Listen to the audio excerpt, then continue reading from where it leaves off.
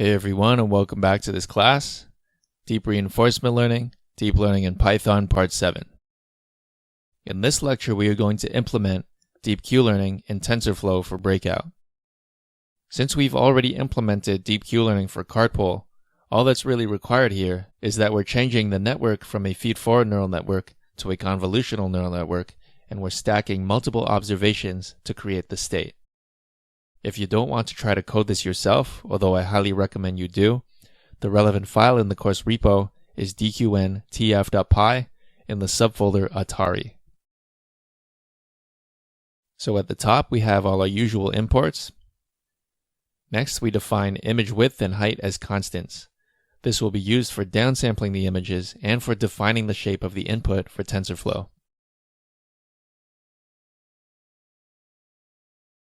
Next, we have the downsample image function. It takes in an image, crops it, scales the values to be from 0 to 1, converts it to grayscale, and then resizes it using nearest neighbor interpolation. Next, we have the DQN class. Most of the changes here will be in the constructor. Notice how we no longer have to specify D, because we know the image size, and we have to add the convolutional layer sizes as an argument. Notice how we're also passing in the scope as an argument. This is just a string that allows us to declare a scope for all the variables we are about to create. The main reason we want to do this is because it's going to give our variables unique names with common prefixes. Next, we declare the inputs and targets. This is mostly the same as before, but now x is a 4-dimensional tensor. This function is now simpler than the previous Deep Q-Learning script, because we no longer have two separate sets of loops for creating the layers and calculating the output. Instead, we can do this all in one step.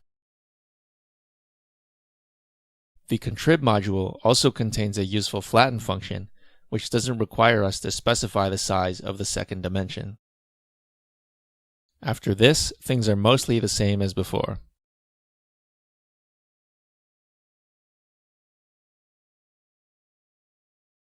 In this script, I've used an alternative way of storing the experiences, which is perhaps more intuitive, a list of 4 tuples.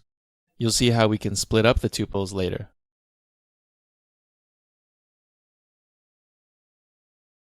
Next, we have the copyFrom function, which is similar to before, but now we don't have a params variable to use.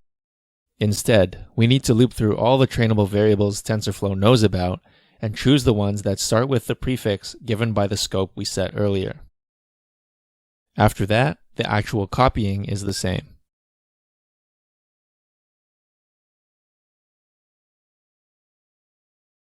Next, we skip over to the train function, which is now different because the way we've stored the experiences is different. First, we can make use of the built-in Python random module to take a sample from the list. Next, we need to separate the tuples. We can use zip for this. We then map each list of tuples to NumPy arrays since they are most useful in this form. Finally, we create the targets and call the train op.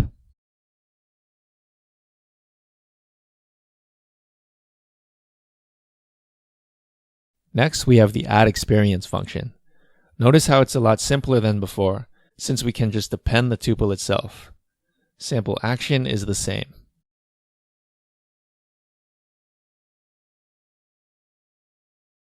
Next, we have the update state function.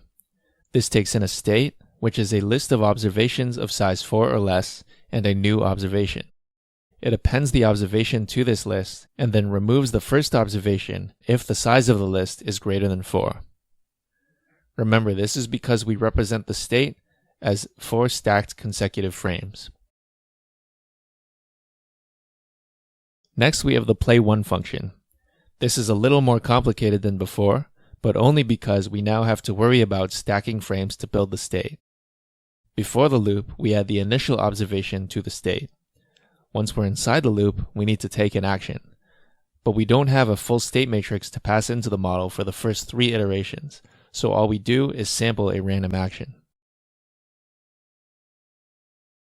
Next, we copy the most recent observation to the previous state list. This is analogous to copying the observation to the previous observation in our earlier code. Next, we perform the action and then add the resulting observation to the state. Next, we update the rewards, call train on the model, and then update epsilon. Remember that we are now using a finer grain detail on the epsilon update, decreasing it linearly until we hit 0.1. Finally, we check if we should copy the main network over to the target network.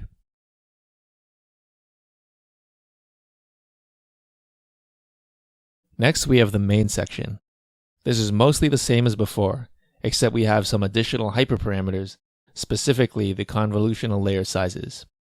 Other than that, nothing in here should be unexpected. Let's run this and see what we get.